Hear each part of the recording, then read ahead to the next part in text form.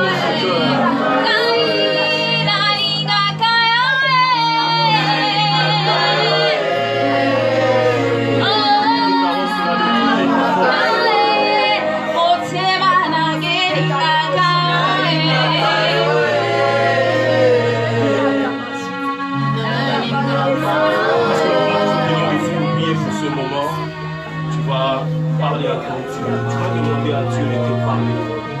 Dire à Dieu en ce premier dimanche de l'année 2020, Seigneur, parle-moi.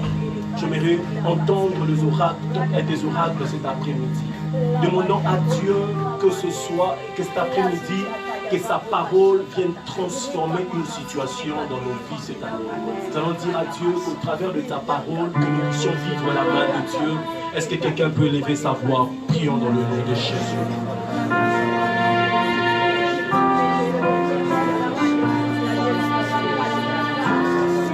Chaque étape de la création a été précédée par la parole de Dieu.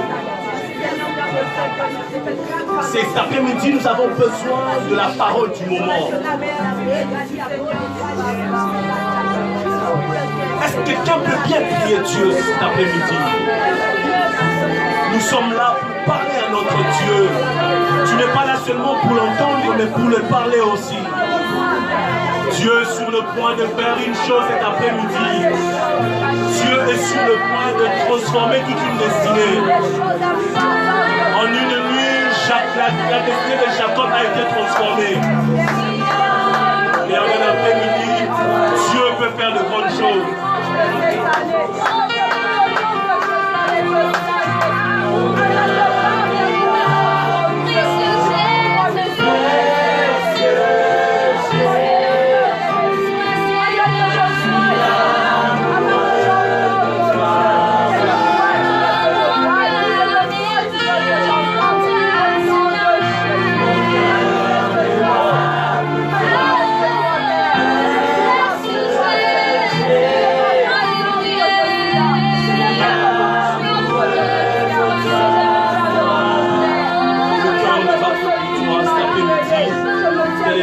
De nos cœurs, Saint-Esprit de Dieu, nous te laissons la place.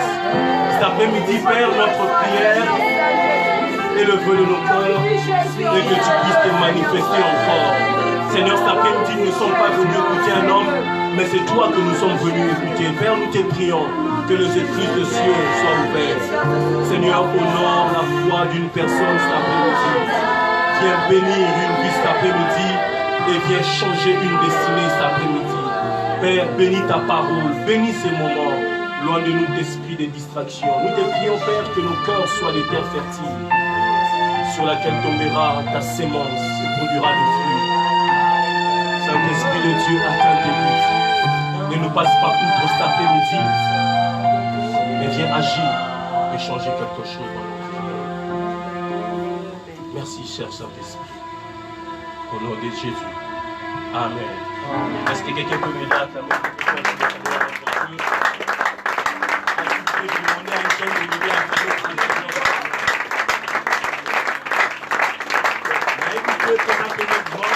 fatigue la fête, mais je voudrais qu'une personne puisse acclamer pour le roi des rois. Gloire à Dieu, nous sommes dans Genèse, chapitre 32. Restons debout pour honorer la parole de Dieu. Genèse chapitre 32. Nous allons commencer à partir du 23e verset jusqu'au 33e verset. Je lis au nom du Seigneur, je suis de la version français courant. Au cours de la nuit, Jacob s'éleva, prit ses 2 femmes, ses 2 servantes et ses 11 enfants. Il leur fit traverser le gué de Yavok. Avec tout ce qu'il possédait, il resta seul et quelqu'un lutta avec lui jusqu'à l'aurore. Quand l'adversaire vit qu'il ne pouvait pas le vaincre dans cette lutte, il le frappa à l'articulation de la hanche et celle-ci se déboîta. Il dit alors, laisse-moi partir, car voici l'aurore. Je ne te laisserai pas partir si tu ne me bénis pas, répliqua Jacob. L'autre demanda, comment t'appelles-tu? Jacob, répondit-il. L'autre reprit, on ne t'appellera plus Jacob, mais Israël, car tu as lutté contre Dieu et contre les hommes, et tu as été le plus fort. Jacob demanda, dis-moi donc, quel est ton nom? Pourquoi me demandes-tu mon nom? Répondit-il. Là même, il fit ses adieux à Jacob. Celui-ci déclara, j'ai vu Dieu face à face et je suis encore en vie. C'est pourquoi il nomma cet endroit Péniel, ce qui veut dire face de Dieu. Quand le soleil se leva, Jacob passa les quais des Péniel. Il boitait à cause de la hanche. Aujourd'hui encore, les Israélites ne mangent pas le muscle de la cuisse, qui est l'articulation de la hanche, parce que Jacob a été blessé à ses muscles. Nous acclamons pour la parole du Seigneur, nous reprenons nos places. Amen, amen. Amen, amen. Amen, amen. Je ne sais pas, c'est la fatigue de la fête ou quoi. Amen, amen. Alors cet après-midi, j'aimerais qu'il y ait un feedback pour que nous puissions apporter la parole de Dieu. Amen. Et le texte que nous venons de lire et les textes que nous connaissons tous, où généralement les historiens, les écrivains de la Bible intitulent Jacob lutte avec Dieu. C'était lors d'une nuit. La Bible dit que Jacob devait aller à la rencontre de son frère Ésaü. Lorsqu'il envoya le messager pour rencontrer son frère, et le messager revint vers Jacob pour lui dire que ton frère monte contre toi avec 400 000 hommes. Avec 400 000 hommes pour te combattre. Alors Jacob, cette nuit-là, il a eu très peur. 400 hommes pour te combattre. Alors Jacob, cette nuit-là, il a eu peur. Et la Bible nous dit qu'il a eu à scinder le groupe qu'il avait, et il resta cette nuit-là avec sa famille. Et cet après-midi, je voudrais déjà nous dire que nous ne ferons pas une étude systématique de ces passages, mais nous utiliserons ce passage pour dégager la pensée de Dieu. Et cette nuit, pendant que Jacob restait avec sa famille, la Bible dit qu'il a encore scindé le groupe en deux. Il a libéré sa femme, ses 2 servantes et ses 11 enfants. Ils ont traversé le gué de Yabok avec tout ce qu'ils possédaient. Mais la Bible nous donne encore une autre précision en disant que Jacob resta seul. Et pendant qu'il restait seul, un homme dont la Bible ne nous donne pas son identité complète, mais la Bible dit tout justement qu'un homme lutta avec Jacob. Amen. Alors le thème que j'aimerais nous proposer cet après-midi, c'est de la nuit à l'aurore. En ce premier dimanche où Dieu nous fait grâce en fait d'être là dans sa présence, le thème que j'aimerais nous proposer, c'est de la nuit à l'aurore. Quelqu'un est là cet après-midi? Aide-moi à le répéter à ton voisin, de la nuit à l'aurore. La nuit c'est défini comme étant une période quotidienne caractérisée en fait où il fait noir. Lorsqu'on parle de la nuit, on parle de l'obscurité. Lorsqu'on parle de la nuit, on parle du ténèbre. Et dans notre texte, plutôt dans notre thème, lorsque nous parlerons de la nuit, nous ferons allusion à une période où les choses ne marchent pas.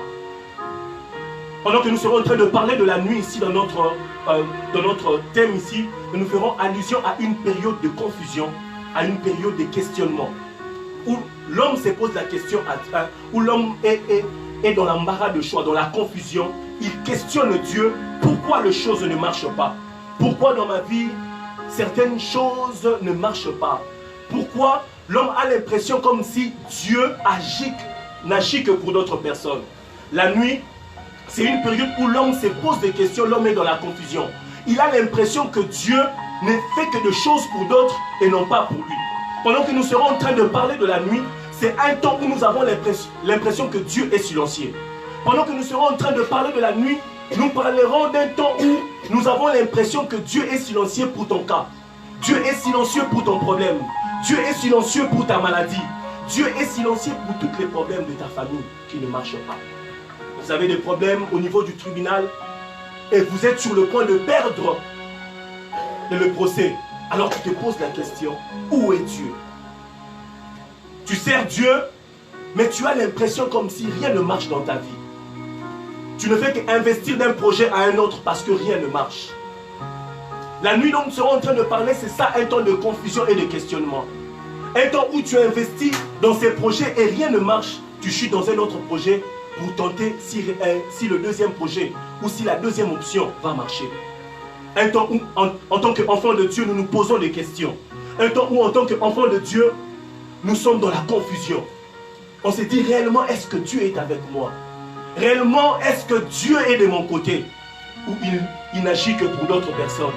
C'est un temps où rien ne marche. Nous vivons dans les ténèbres. Nous vivons l'obscurité dans tout ce que nous faisons. Rien ne marche dans nos familles. Rien ne marche dans nos vies. Tes parents étaient dans des activités rentables. Tout marchait bien dans ta famille. Et ça fait un temps où les choses ne marchent plus. Depuis un temps, rien ne va. Et tu es conscient de la manière dont vous avez fêté cette année. Et vous êtes en train de vous poser les questions, de savoir si réellement, cette année aussi, Dieu fera quelque chose. C'est de cette nuit que nous sommes en train de parler. Où l'homme se pose des questions parce qu'il a l'impression que Dieu est loin. Dieu ne l'entend pas. Tu sers Dieu, mais la maladie ne te quitte pas. Tu as tout fait. Tu as prié, tu as gêné, mais la maladie ne te quitte pas. Et tu as l'impression comme si Dieu ne se soucie pas de ta situation.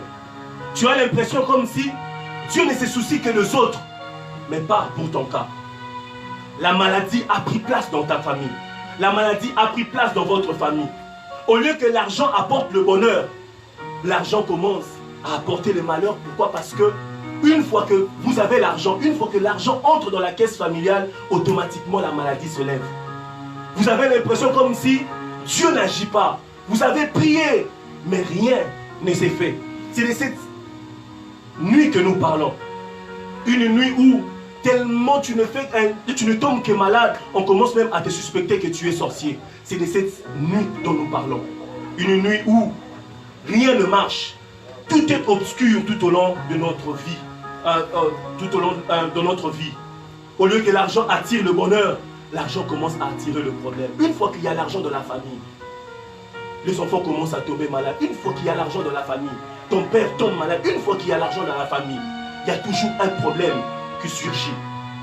Depuis que tu cherchais du travail, tu ne trouves pas du travail.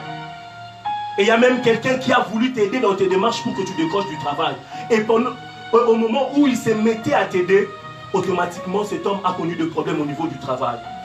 Et tu es dans la confusion. Dans le ministère, tu te poses des questions. Est-ce que Dieu m'a réellement appelé? Parce que tout ce que tu fais, rien n'aboutit.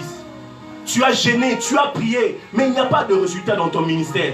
Et tu veux abandonner parce que rien ne marche. Tu veux abandonner parce qu'il n'y a pas de résultat. En fonction de tes attentes, rien ne marche. C'est de cette nuit dont nous parlons. Une nuit où rien ne marche, où nous vivons l'obscurité. Bref, la nuit dont nous parlons, c'est toutes les situations compliquées que nous traversons dans nos familles. C'est toutes les situations compliquées que tu traverses dans ta vie. C'est toutes les situations compliquées que tu traverses dans ton travail. C'est toutes les situations compliquées que tu traverses dans ton foyer. C'est de cette nuit que nous allons parler ce soir et cet après-midi. C'est le temps de confusion, le temps de questionnement.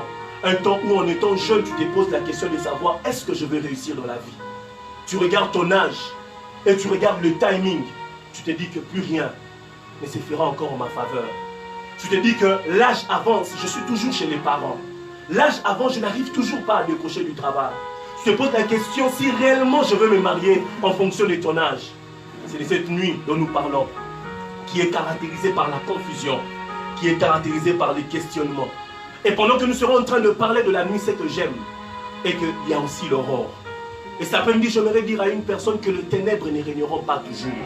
Et l'aurore s'est définie comme étant le moment du matin où la lumière apparaît. L'aurore par rapport à la nuit, c'est un temps de changement. L'aurore par rapport à la nuit, c'est un temps où les choses commencent à changer. L'aurore par rapport à la nuit, c'est un temps où Dieu intervient en notre faveur. Et bien aimé, j'aimerais te dire, lorsque nous serons en train de parler de la nuit à l'aurore, nous allons faire allusion à un processus pour vivre le changement. Nous serons en train de faire allusion à un processus pour vivre le changement et la transformation. Bien aimé, j'aimerais te dire une chose, que notre Dieu est un Dieu de processus. Notre Dieu est un Dieu des principes. Tu ne peux pas brûler les étapes. Même la montre même nous le prouve, que tu ne peux pas directement quitter de 0h à 6h. Il y a un processus. Nous devons passer par 1 heure, devons passer par 2 heures jusqu'à ce que nous allons arriver à 5 heures, 6 heures et nous vivons l'aurore. Et c'est pareil avec Dieu. Lorsque nous parlerons de la nuit à l'aurore, c'est un processus que nous devons respecter pour vivre le miracle. Ce sont des étapes que nous devons respecter pour vivre le changement dans tous les domaines de nos vies qui ne marchent pas. Et aujourd'hui, les chrétiens, nous aimons plus vivre le miracle, mais sans pour autant désirer en fait le sacrifice. Les chrétiens aujourd'hui, nous aimons vivre directement les choses, être changées, transformées, sans pour autant passer par le processus. Bien aimé, c'est ce que Moïse a compris lorsque Dieu lui a dit, je t'enverrai l'ange. Il a dit, ne nous laisse pas y aller sans toi. En fait, Moïse a compris le problème n'était pas d'arriver à Canaan, mais le problème c'était d'avoir le Dieu qui a fait la promesse. Amen. Tout au long du chemin, tu n'as pas besoin de vivre de grandes choses, mais tu as d'abord besoin de Dieu. C'est même la raison pour laquelle Dieu nous fait passer par les processus. Dieu nous fait passer par le chemin. J'aime ce qu'un homme de Dieu a dit. Il a dit, la durée du désert dépend de ta capacité d'assimiler les leçons. Bien aimé, dans chaque désert, dans chaque situation compliquée où Dieu nous fait face, il cherche à nous enseigner premièrement d'abord une leçon. Quand Dieu te fait passer par la nuit, si tu remarques que cette nuit, rien ne change, les choses continuent toujours à persister, Dieu veut que tu comprennes une leçon avant que tu changes les étapes. Et c'est que nous voyons aujourd'hui, plusieurs chrétiens veulent brûler les étapes pourvu qu'ils vivent le changement, pourvu qu'ils vivent le miracle. Et c'est que nous voyons aujourd'hui. Lorsqu'on annonce que nous aurons retraite pour le réveil, il y a peu de gens qui viennent, peu de gens qui se présentent, parce qu'ils savent que la retraite, on va seulement prier pour le réveil. Ils savent que la retraite, tout ça sera seulement fonction de nos vies spirituelles. Alors c'est que les chrétiens recherchent plus, ce que les hommes recherchent plus, c'est vivre les choses, et que les choses soient transformées du coup. Or, avec Dieu, tout est une question de processus et de marche. C'est même la raison pour laquelle lorsque Christ est allé à Jérusalem, la Bible dit que ma maison sera appelée une maison de prière. Mais vous en avez fait une maison, une caverne de voleurs. Frère, un voleur n'est pas seulement celui qui vole dans la caisse de l'église.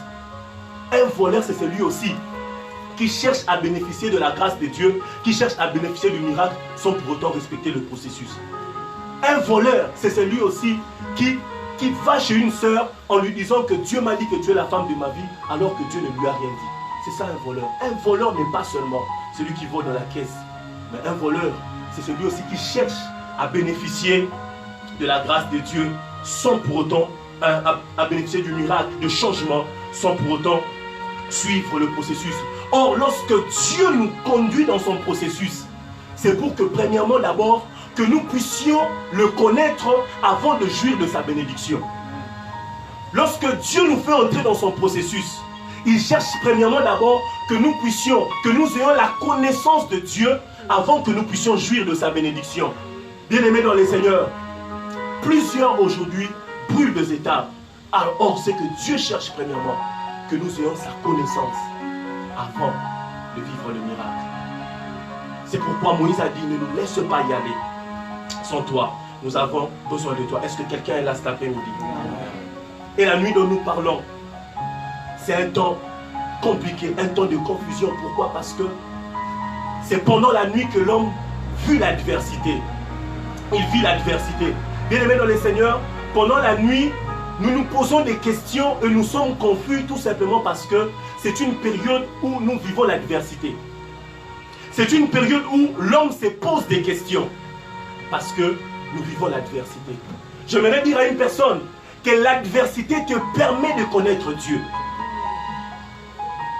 Une bénédiction sans adversité, frère, tu ne le prendras pas en valeur.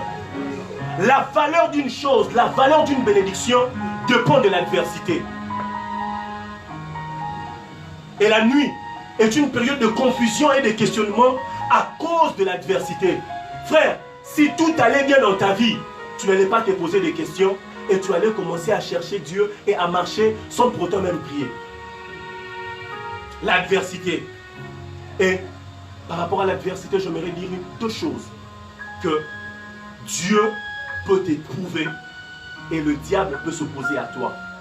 Dans l'adversité, Dieu peut utiliser des hommes pour nous éprouver et les circonstances pour nous éprouver.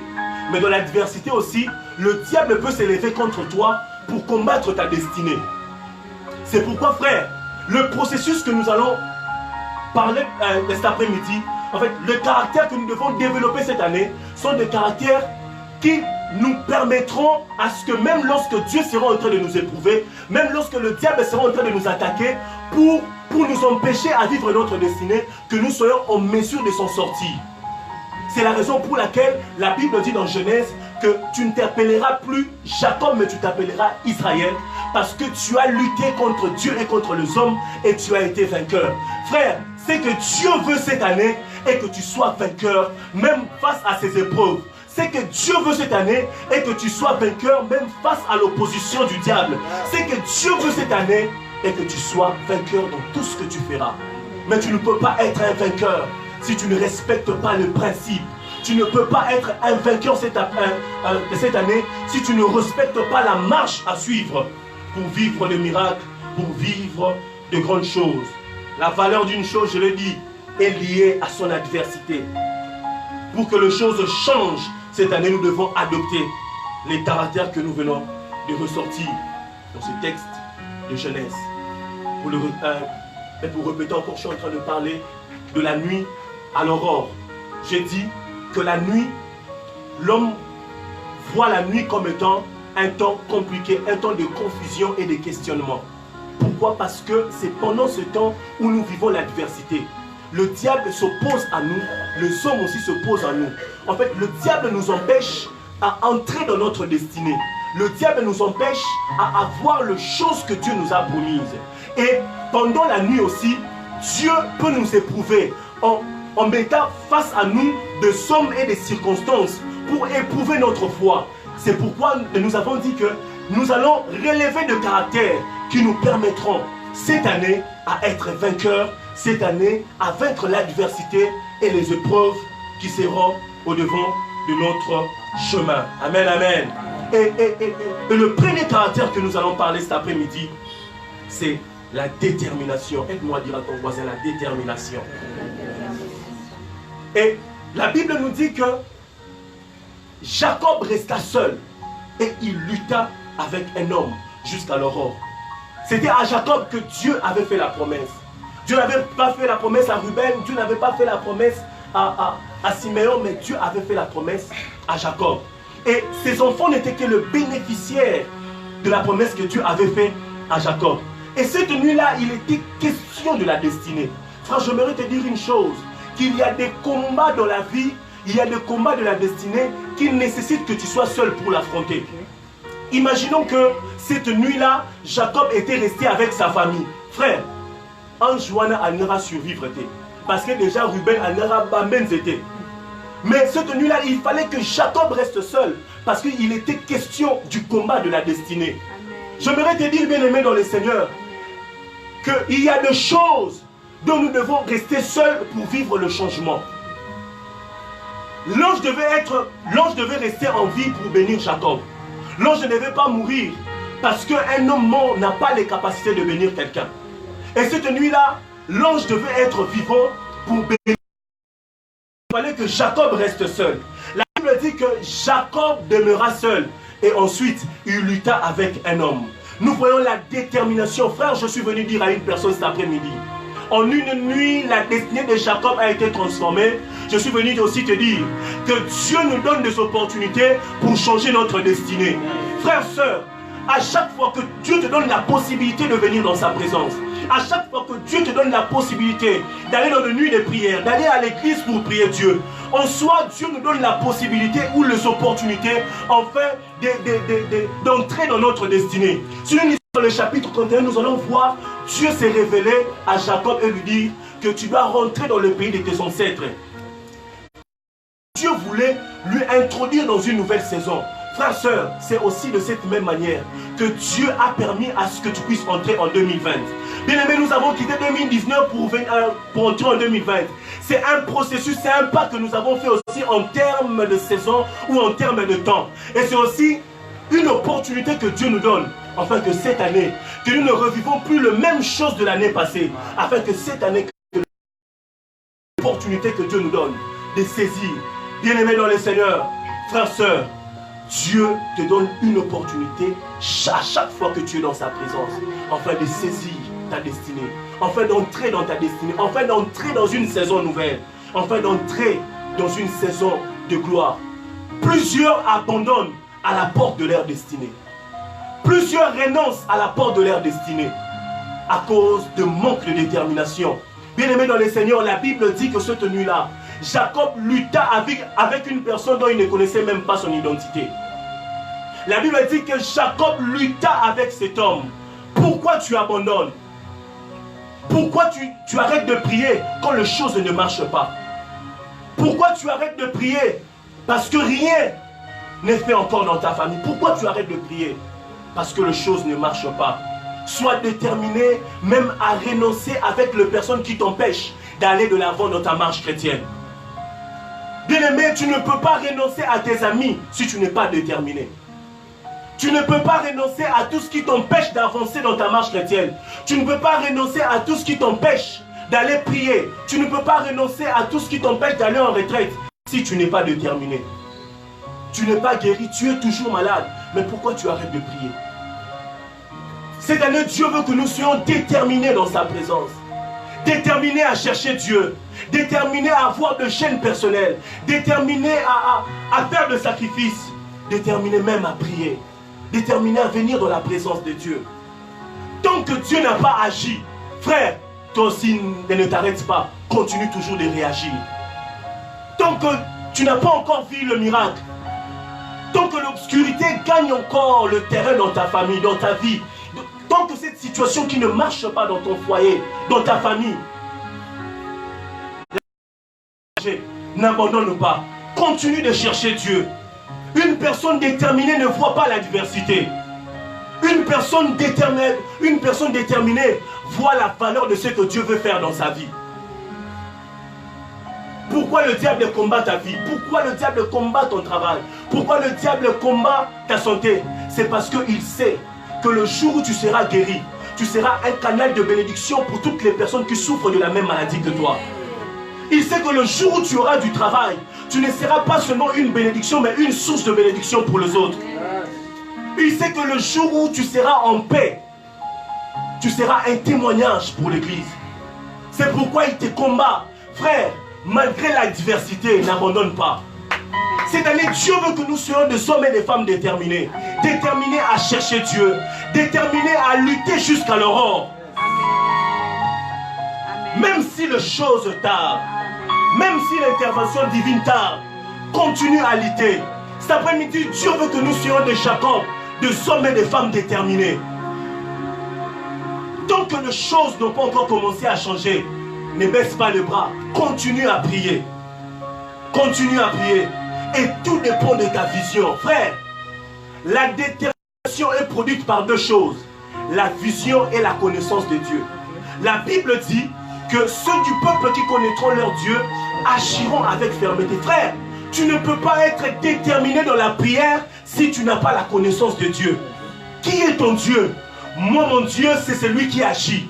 Qui est ton Dieu? Moi, mon Dieu, c'est celui qui intervient toujours. Qui est ton Dieu? Moi, mon Dieu, c'est celui qui n'abandonne pas ses enfants. Tant que tu as cette connaissance, tu seras toujours déterminé à prier. Tu seras toujours déterminé à chercher la face de Dieu. De la nuit à l'aurore, la détermination te permet d'entrer dans ces processus pour vivre l'aurore. Tout celui qui vit le ténèbre, tout celui qui vit l'obscurité, s'il est déterminé, il entre dans le processus de changement. Parce que tu n'es pas mort si tu n'es pas déterminé. Face à ta situation, tu as des problèmes dans ton foyer, tu as des problèmes dans ta famille, tu as des problèmes dans ta vie, dans ta marche chrétienne. Tu commences bien, mais tu finis toujours mal. Tu finis toujours par tomber. Tu commences bien, mais tu n'arrives pas à demeurer jusqu'au bout. Frère, n'abandonne pas. Cette année, Dieu veut que nous soyons des femmes déterminées, afin que nous puissions vaincre, afin que nous puissions gagner la bataille. Je suis venu dire à une personne que la détermination n'est pas seulement produite par la connaissance de Dieu, mais aussi par notre vision. Frère, ça sera en fonction de ta vision que tu seras déterminé dans la prière. Cette année, ça sera en fonction de tes objectifs, de tes principes de l'année, que tu seras en train de chercher la face de Dieu. Qu'est-ce que tu veux que Dieu fasse dans ta vie cette année? Quelles sont tes attentes? Ça sera en fonction de ça. Ça sera en fonction de ce que Dieu nous demande. C'est un effort supplémentaire. L'année passée, tu t'es arrêté à quel niveau?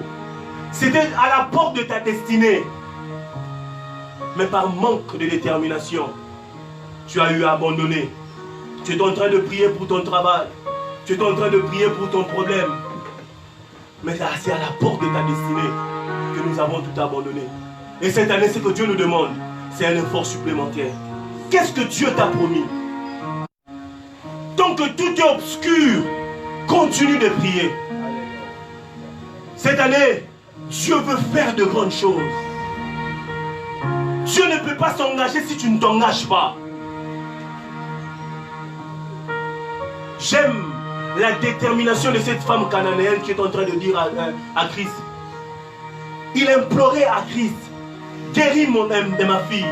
Christ est en train de lui dire, est-ce que le pain des enfants, on peut donner ça aux chiens? J'aime sa détermination, elle a dit, même si on ne donne pas aux chiens le pain des enfants, mais le pain des enfants, les chiens peuvent manger le miel qui tombe de la table. La détermination. La détermination. Quel Dieu tu sers? Le Dieu de Némi Dakar. Quel Dieu tu sers? Moi je sers un Dieu vivant. Amen. Moi je sers un Dieu vivant. Je sais que malgré mes attentes, quelle que soit la grandeur de mes attentes, je sais que Dieu agira. Ne regarde pas la taille de l'adversité. Regarde la vision que tu t'es fixée avec Dieu. Regarde le Dieu que tu sers. Il est le Dieu très haut. Il est le Dieu très haut. J'aime lorsque Jacob est en train de bénir Melchizedek. Il a béni, lorsque Melchizedek bénissait Abraham, il a béni au nom du Dieu très haut. C'est celui qui est dans sa définition le Dieu suprême, au-dessus, dans le ciel sur la terre. Il a la supériorité et la suprématie. C'est ce Dieu-là que nous servons. Sois déterminé, mon frère, dans la prière. Sois déterminé à chercher Dieu. Sois déterminé dans les sacrifices. Frère, même dans le ministère, sois déterminé. Même lorsque les choses ne marchent pas. Même lorsque tu as l'impression que rien n'est fait. Sois déterminé. Continue à prier. Et Dieu agira. Le deuxième caractère que nous devons développer cette année, c'est la décision. Aide-moi à dire à ton voisin la décision. La Bible dit que Jacob continua à lutter même quand cet homme le frappa à l'emboîture de la hanche. Frères et sœurs, j'aimerais te dire une chose. Que la détermination seule ne suffit pas. Tu as besoin de la décision. La détermination te permet d'entrer dans le processus de changement, mais la décision te permet de demeurer dans ce processus.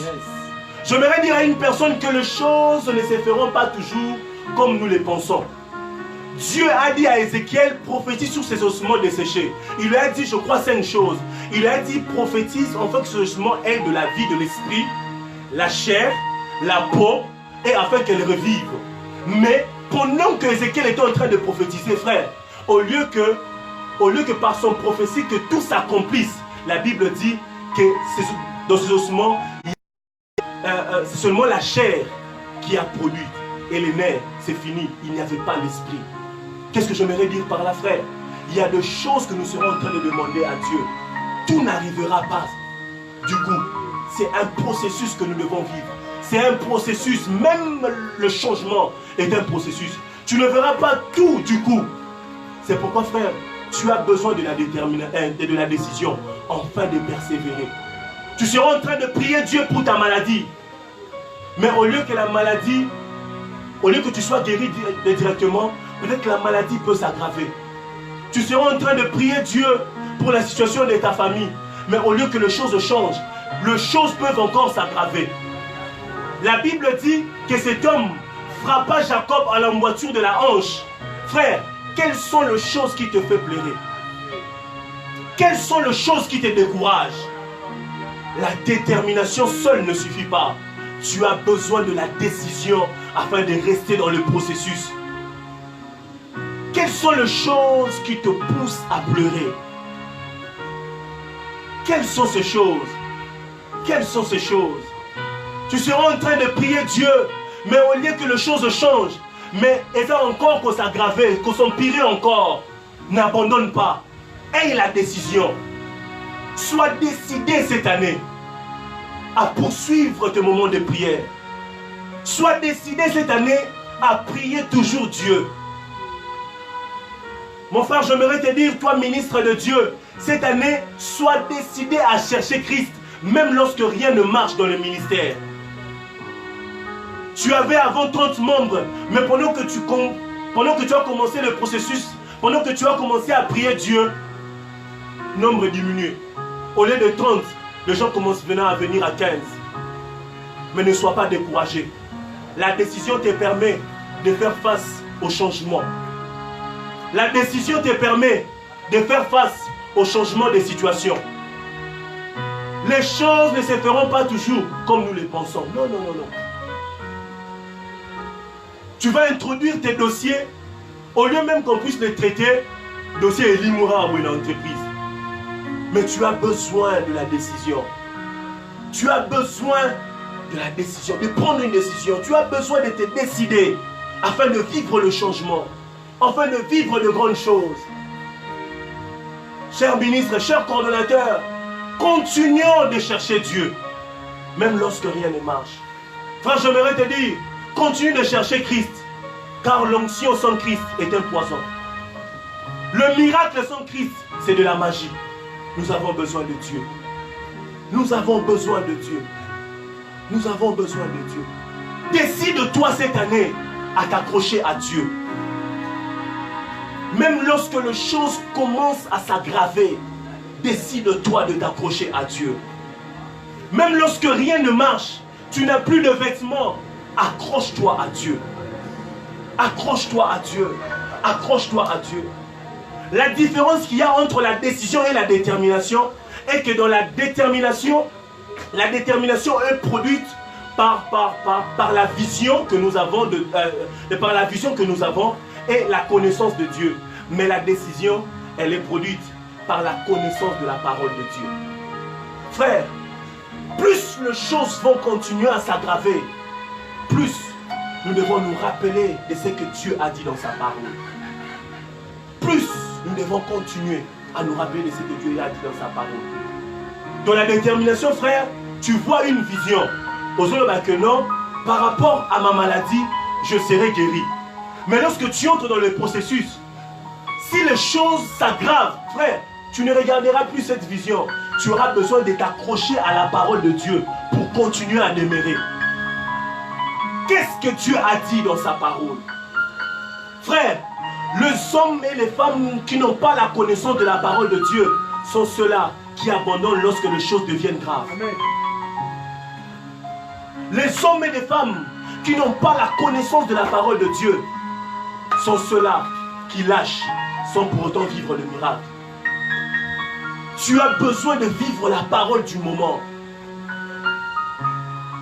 Quand la Bible parle, ayez l'épée qui est la parole de Dieu, la Bible parle de la parole du moment. Lorsque tu feras face à l'adversité, quelle est la parole que tu auras utilisée quand les choses ne marcheront pas?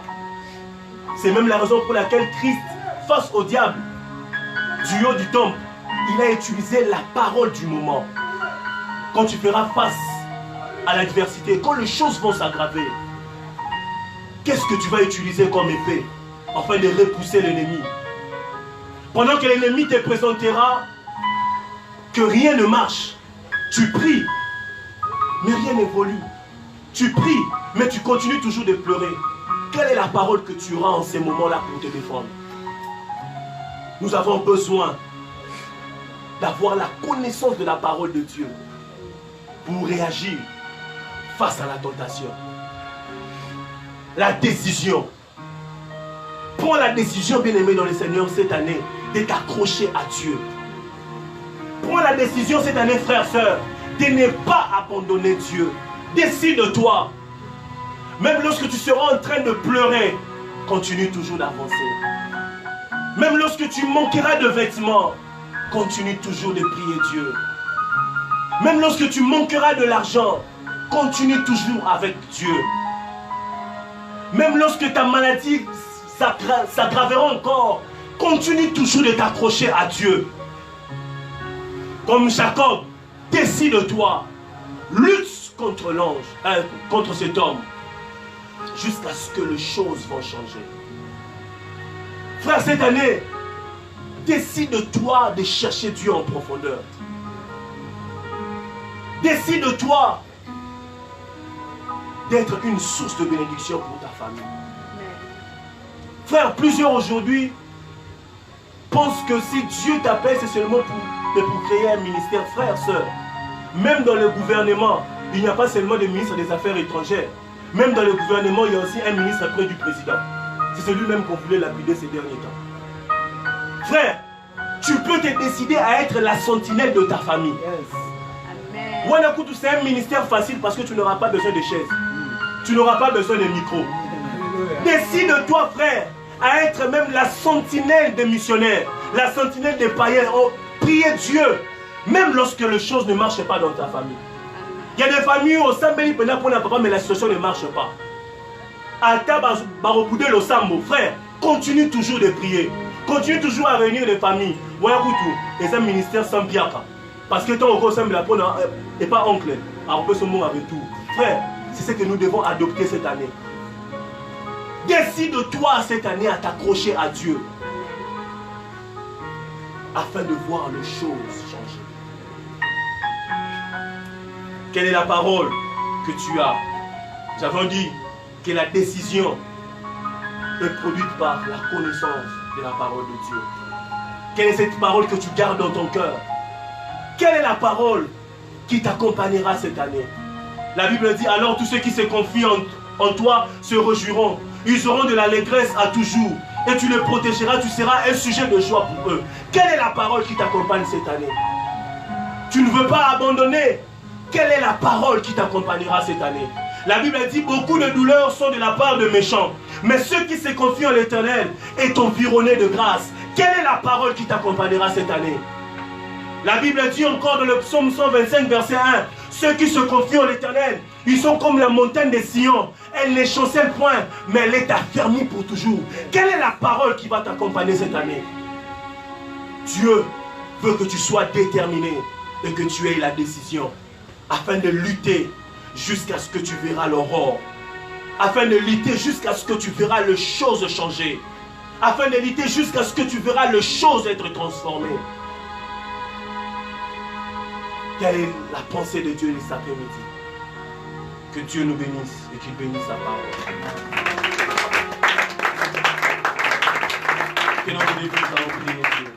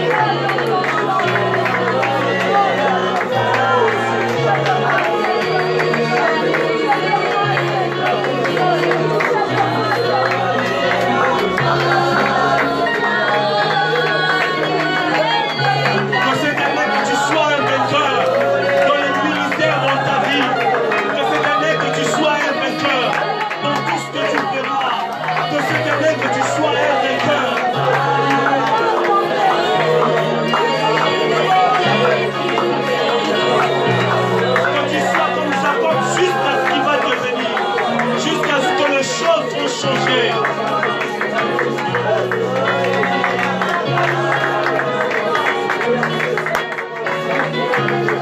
Prie Dieu, demande à Dieu, Seigneur, je veux le changement.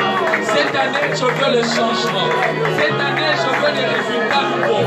Est-ce que tu peux commencer à prier, à dire à Dieu, Seigneur, dans ma famille, je veux le changement. Seigneur, dans le travail que je cherche, je veux le changement, la promotion. Est-ce que comme de la Nzambe, oui, sois en train de prier. Oh David, viens que ton roi, ne cessez pas de crier à Dieu jour et nuit. Viens que ton rassasié de bien. Ne cessez pas de compter sur Dieu et de compter encore